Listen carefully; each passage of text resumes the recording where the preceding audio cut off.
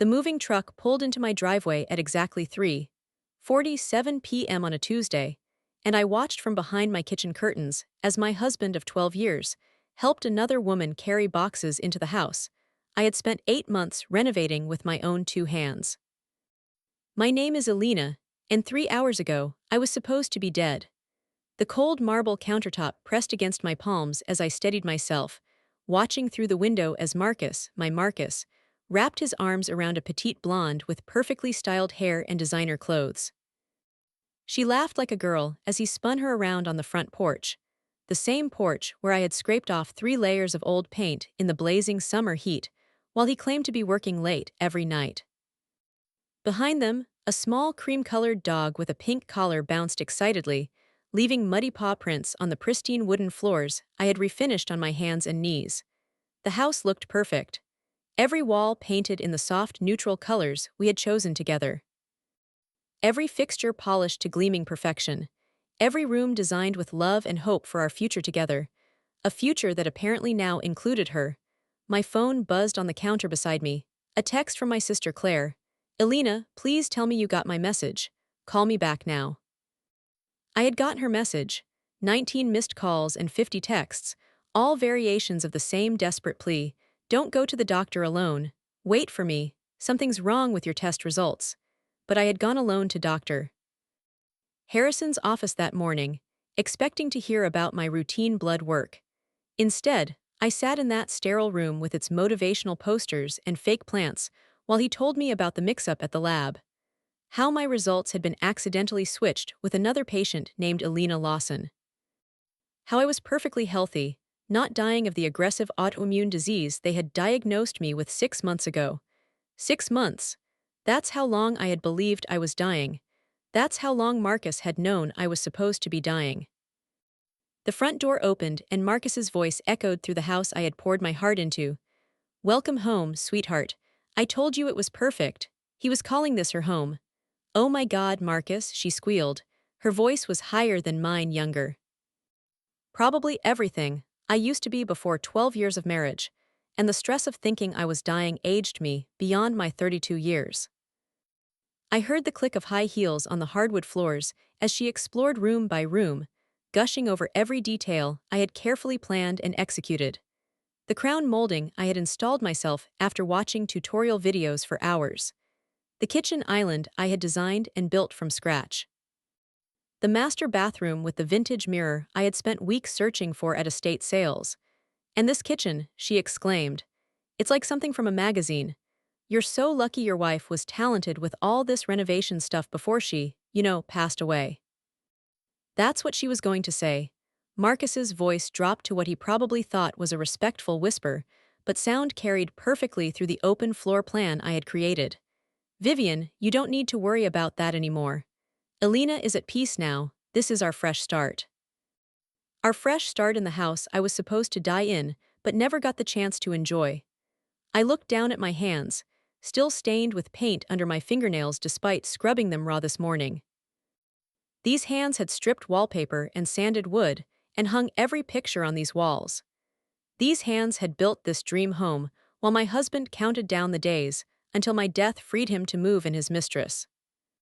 The cream-colored dog scampered into the kitchen, saw me standing by the sink and began barking frantically. "Bella, what's wrong, baby?" Vivian's voice got closer. "Did you find something?" I smiled for the first time in 6 months. A cold, sharp smile that felt foreign on my face.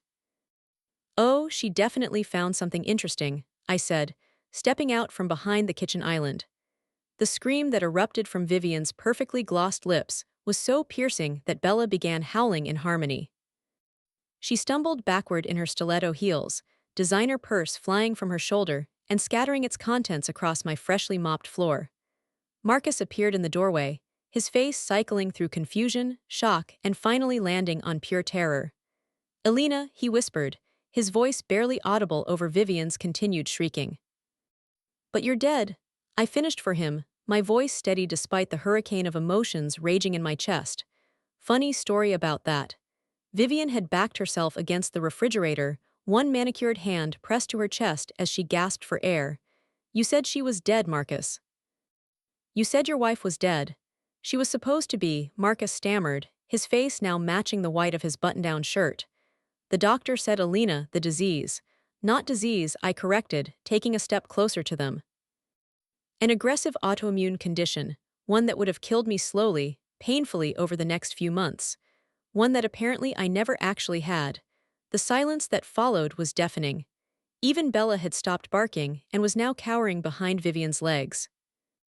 Marcus's mouth opened and closed like a fish gasping for air. The lab results were mixed up with another patient.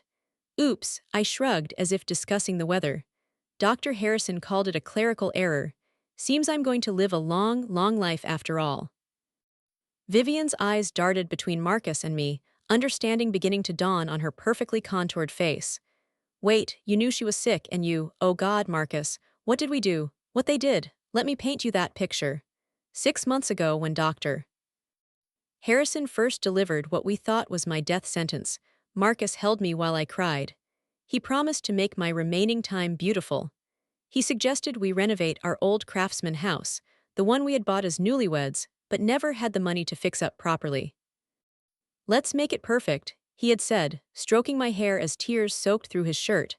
Our dream home, something beautiful for your last months. I threw myself into the project with the desperate energy of someone racing against time. I learned carpentry and plumbing and tile work. I painted and sanded and hammered until my hands bled. I worked 18-hour days, determined to create something magnificent before I left this world. And all the while, Marcus worked late. He traveled for business more frequently. He became distant, distracted. I told myself he was grieving, processing the loss of our future together. I made excuses for his absence, his coldness, his sudden disinterest in the home we were creating. I was dying, after all. Of course he was struggling. What I didn't know was that he had already mentally moved on. That he had found Vivian 4 months into my diagnosis. That he had been planning our entire future, a future that conveniently didn't include me. Vivian worked at the marketing agency where Marcus's company was launching a new campaign. 24 years old, fresh out of college with long legs and bigger dreams than his dying wife could offer. He told her I had 6 months to live. He showed her pictures of the house I was renovating, the house that would be theirs once nature took its course. He probably painted himself as the devoted husband, caring for his terminally ill wife while bravely facing an uncertain future. Meanwhile, I was writing goodbye letters to my family and planning my own funeral, all while creating a masterpiece with my own dying hands. The bitter irony was exquisite. Alina, Marcus started, finding his voice again. I can explain. Oh, please do, I said, settling onto one of the bar stools at the kitchen island I had built. This should be fascinating. He ran a hand through his hair, the same nervous gesture he had used when I caught him lying about his gambling habit 5 years ago. I should have paid attention to that red flag. When we thought you were, when the doctor said he couldn't seem to finish a sentence. I was devastated, you have to believe that. But I also had to think about what my life would look like when you were gone. Vivian was slowly sliding down the refrigerator door, her designer dress hiking up as she sank toward the floor. Oh God, she kept whispering. Oh God. So you started shopping for a replacement, I said conversationally. Like picking out new furniture for a room you're about to redecorate. It wasn't like that, Marcus protested, but his voice cracked with the lie. No, then what was it like exactly? When did you meet Vivian here? Before or after Dr. Harrison told us I had 6 months to live. The guilty flush that crept up Marcus's neck told me everything I needed to know. After, he said quickly. It was after. I was grieving, Alina. I was lost and scared. And 4 days after, Vivian whispered from her position on the floor. We met 4 days after you told me about your wife's diagnosis. The words hit Marcus like a physical blow. His face went from white to green, and I thought for a moment he might actually vomit on my newly refinished floors. Vivian, he hissed, shut up, but she was past the point of listening to him. The shock of seeing me alive had broken something in her, and the truth was pouring out like water from a burst pipe. You said she was brave, she continued, her voice gaining strength as the full horror of the situation became clear. You said she was working on the house to keep herself busy, to have something beautiful to leave behind. You said it was tragic how young she was, how much life she still had to live. She looked up at me from the floor, her mascara now streaking down her cheeks in black rivers. You said you needed someone to help you remember how to be happy again. The memory of those words, spoken about me to another woman while I was supposedly dying, sent a fresh wave of rage through my system, but I kept my voice calm, controlled. How romantic, I said. Star-crossed lovers kept apart by the inconvenient existence of a dying wife. Marcus was backing toward the kitchen door now, like a trapped animal looking for escape. Elena, I know this looks bad but bad. I laughed, and the sound was sharp enough to cut glass. Marcus, this doesn't look bad. This looks like something else entirely. I stood up from the bar stool, and both of them flinched as if I had pulled a weapon. This looks like a man who found out his wife was dying and saw an opportunity. I continued, walking slowly around the kitchen island. This looks like a husband who encouraged his sick wife to exhaust herself renovating their dream home, knowing he would never have to live in it with her. With each step, Marcus backed further away, but there was nowhere to go. The kitchen opened to the living room on one side and the dining room on the other, but I had positioned myself between him and both exits.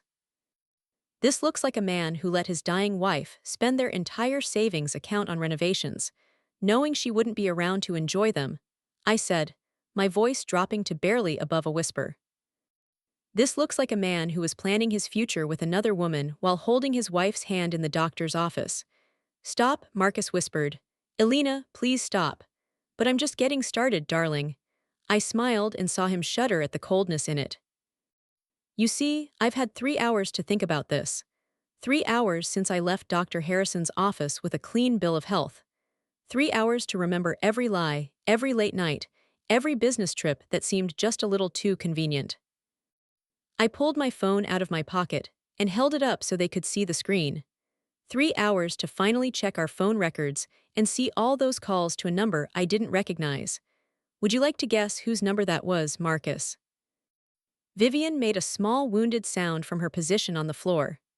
3 hours to log into our credit card accounts and see all those charges at restaurants I've never been to, hotels in cities where you supposedly had meetings alone. I continued, scrolling through the evidence I had compiled. Jewelry purchases that I certainly never received, charges at boutiques for items that were never in my size. Marcus's face was now the color of old paper. Elena, I can explain all of that. Oh, I'm sure you can, I said, stepping closer. But here's the thing, Marcus. I don't actually want your explanations anymore. You see, while you two were planning your beautiful future in my dream house, I was making some plans of my own. I had spent those 3 hours doing more than just gathering evidence. I had made phone calls, lots of them. The first call was to Marcus's boss, Mr. Thompson, a man I had known for 9 years and who had sent flowers to the hospital during my illness. I told him about the miraculous recovery, about coming home early to surprise Marcus, about what I had found instead. Mr. Thompson was not pleased to learn that his senior account manager had been using company time and resources to conduct an affair, especially while his wife was supposedly dying.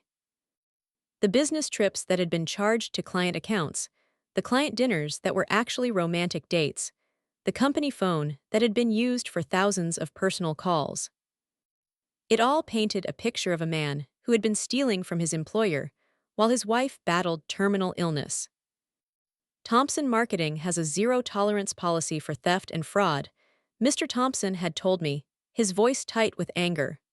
Marcus will be terminated immediately and will be pursuing legal action for recovery of company funds he misused.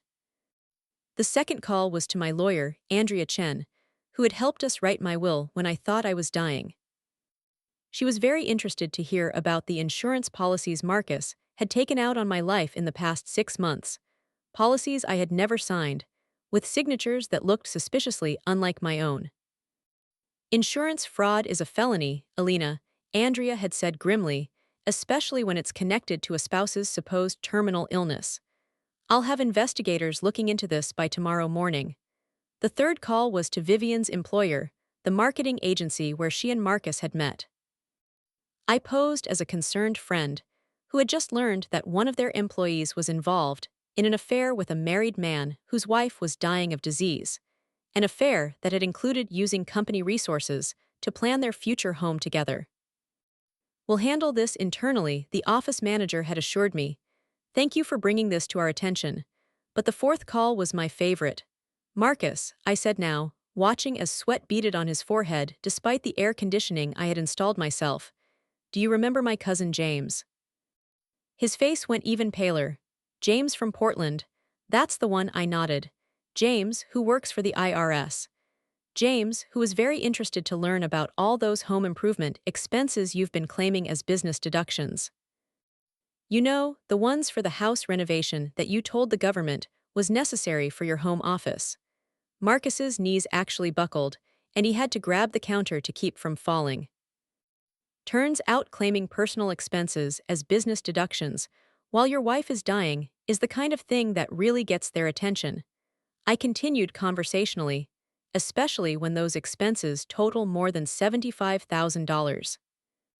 Vivian was now openly sobbing on my kitchen floor, her designer dress twisted around her legs and her perfect hair hanging in her face. "Marcus," she gasped between sobs, "you said you were divorced. You said the house was yours." "You said," he said a lot of things. I interrupted gently. "But here's what he didn't tell you, Vivian. He didn't tell you that the house is in my name only because I inherited it from my aunt. He didn't tell you that every dollar spent on renovations came from my inheritance, not his salary. And he definitely didn't tell you that even if I had died, you would have had no legal claim to any of it." She looked up at me with mascara-streaked confusion. "What?" "The will I wrote when I thought I was dying." I smiled down at her. "It leaves everything to charity, every last penny. Marcus would have got nothing except my aunt's china set and the moral obligation to pay off the credit cards he maxed out on your relationship." The sound Marcus made was somewhere between a groan and a wail. He slumped against the kitchen counter, his perfect future crumbling around him like dry cake. "You see, Vivian," I continued, "you weren't just sleeping with a married man. You were sleeping with a married man who was committing multiple felonies while counting on his wife's death to cover his tracks." Bella, who had been cowering behind Vivian this whole time, suddenly perked up and ran toward the front door, yapping excitedly. "Oh," I said, checking my watch. "That must be the police." The effect of those words was immediate and electric. Marcus straightened up as if he had been shocked, his eyes wide with panic. Vivian scrambled to her feet, her heels clicking frantically on the hardwood as she spun around looking for an escape route that didn't exist. "Police," Marcus croaked. I nodded, walking calmly to the front door as the doorbell rang. "I called them about an hour ago. Something about strangers breaking into my house with a moving truck." I opened the door to find two uniformed officers standing on my porch, along with Detective Rivera, whom I had met when I filed the initial report about the suspected fraud. "Mrs. Carter," Detective Rivera said with a sympathetic smile. "We got your call about the break-in. Are the intruders still inside?" "Oh yes," I said, stepping aside to let them in. "They're in the kitchen, though I should probably mention they seem to think they live here." What followed was a symphony of chaos that I will treasure for the rest of my long, healthy life. Marcus tried to explain that this was all a misunderstanding, that he lived here, that he had a right to bring his girlfriend to his own home. But the officers were more interested in the moving truck full of belongings parked in the driveway of a house that public records showed belonged entirely to me. Vivian, meanwhile, was having what could only be described as a complete breakdown. Between her sobs, she kept wailing about how Marcus had lied to her, how she thought I was dead, how she never would have moved in if she had known I was alive. "Ma'am," Officer Davis said patiently, "did you know this was Mrs. Carter's house when you moved your belongings in?" "He said it was his house," Vivian wailed. "He said his wife died and left it to him. He showed me the pictures. He gave me keys. He said we were going to start our new life together." Detective Rivera raised an eyebrow. "So you were aware that Mr. Carter had been married to Mrs. Carter?" "She was supposed to be dead," Vivian shrieked, pointing at me accusingly. "He said she had disease and died 4 months ago." "Ma'am," Detective Rivera said carefully, "Mrs. Carter is clearly not dead. She's standing right there." The absurdity of the situation would have been funny if it weren't so pathetically tragic. While the officers sorted out the immediate situation, Vivian's belongings would need to be removed from my house immediately. Marcus would be escorted off the property and served with a restraining order pending the fraud investigation. I found myself oddly calm. I had spent 6 months believing I was dying, pouring every ounce of my energy into creating something beautiful before I left this world. The house around us was a testament to what a person could accomplish when they believed their time was limited. Every room told a story of desperate love and determined hope. The living room where I had installed built-in bookshelves, imagining Marcus reading by the fireplace after I was gone. The master bedroom where I had painted an accent wall, thinking it would be something beautiful for him to look at during the lonely nights ahead. I had literally built this house to be a monument to our love, a final gift from a dying wife to her grieving husband. Instead, I had unknowingly built the perfect trap. Elena, Marcus said as the officers prepared to escort him out. His voice was broken, desperate. I'm sorry. I'm so sorry. I never meant for any of this to happen. I looked at him intently for the first time in months. The man I had loved for 12 years. The man I had married in a small ceremony in my aunt's garden. The man I had been willing to die loving. You're sorry, I repeated slowly. You're sorry that you got caught. No, he shook his head frantically. I'm sorry for all of it. For Vivian, for the lies, for the money, for everything. Elena, I love you. I've always loved you. I was scared and stupid. And you were planning my funeral while I was still alive, Marcus, I said quietly. You were picking out coffins with one hand and engagement rings with the other. You don't get to call that love. Officer Davis cleared his throat. Ma'am, we need to finish processing the scene. Mr. Carter, you need to come with us. As they led Marcus away in handcuffs, he kept looking back at me with desperate eyes, as if there was something left to salvage from the wreckage of our marriage. Vivian was still crying as the movers, clearly confused and uncomfortable with the situation, began loading her belongings back into the truck. Bella had finally stopped barking and was now hiding under the kitchen table, overwhelmed by all the chaos. Mrs. Carter, Detective Rivera said as the house began to empty, I have to ask, how did you know to come home early today? I smiled, thinking of the phone call from Dr. Harrison's office that had changed everything. Let's just say I had a miraculous recovery. As the sun began to set, I found myself alone in the house I had built with my own hands. The house that was supposed to be my monument, my legacy, my final gift to a man who had never deserved it. I walked through each room, seeing it with new eyes. The crown molding that had taken me weeks to install perfectly wasn't a tribute to our love. It was evidence of my strength. The hardwood floors I had refinished on my knees weren't a dying woman's desperate project. They were the foundation of my new life. In the master bedroom, I stopped in front of the full-length mirror I had installed on the closet door. The woman looking back at me was different from the one who had left for the doctor's office that morning. She was still 32 years old, still had paint under her fingernails, still had calluses on her palms from months of manual labor. But she wasn't dying anymore, and she wasn't married anymore either. She was free. My phone rang, and I saw Claire's name on the screen. Elena, she gasped as soon as I answered. Thank God, I've been trying to reach you all day. Did you get the message about the test results? Are you okay? Where are you? I'm home, I said, looking around the beautiful space I had created. I'm in my house and I'm perfectly fine. Your house, Elena, what about Marcus? Have you told him about the mix-up? He must be so relieved. Claire, I interrupted gently. Sit down, I have quite a story to tell you. As I told my sister about the events of the day, I found myself laughing at the sheer absurdity of it all. 6 months of believing I was dying. 6 months of backbreaking work to create something beautiful. 6 months of marriage to a man who was secretly counting down the days until he could cash in on my death. Elena, Claire said when I finished, her voice filled with horror and rage. I'm coming over right now. You shouldn't be alone tonight. Actually, I said, walking out onto the front porch that Marcus had spun Vivian around on just hours earlier. I think being alone is exactly what I need right now. The evening air was warm and sweet, carrying the scent of the lavender I had planted around the porch when I thought I would never see it bloom. Now I would see it bloom every year for decades to come. My phone buzzed with a text message from Andrea, my lawyer. Marcus's bail hearing is set for tomorrow morning. I'll have divorce papers ready by end of week.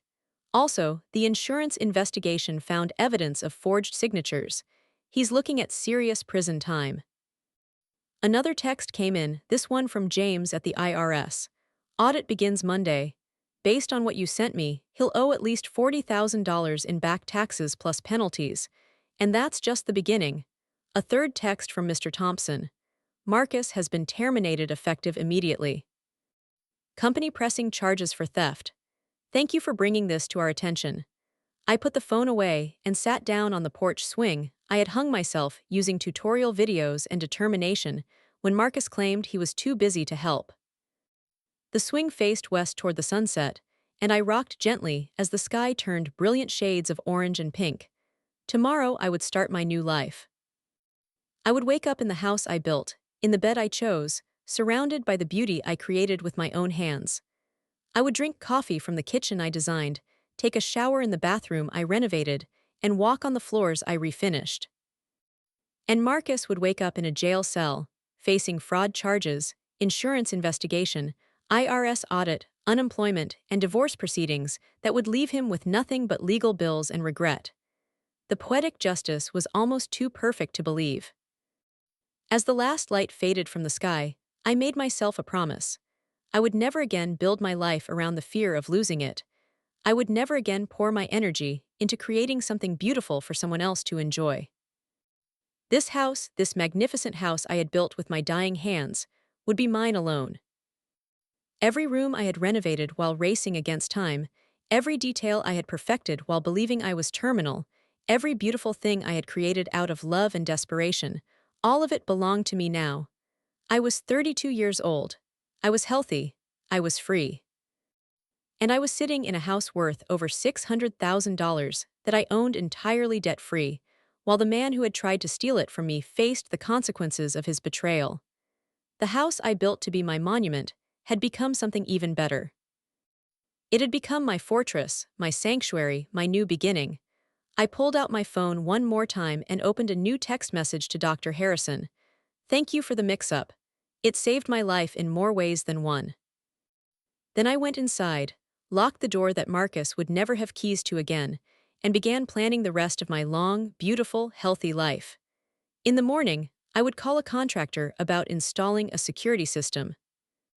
Not because I was afraid, but because I had something worth protecting now. Myself.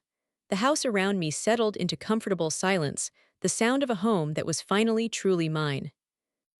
Outside, the lavender bloomed in the darkness, filling the air with sweetness I was no longer dying to smell. I had built this house with my own hands, believing it would be my legacy. Instead, it had become my rebirth. And that was a much better story than the one Marcus had been writing for me. I smiled in the darkness of my beautiful, perfect, revenge-built home, and for the first time in 6 months, I slept peacefully.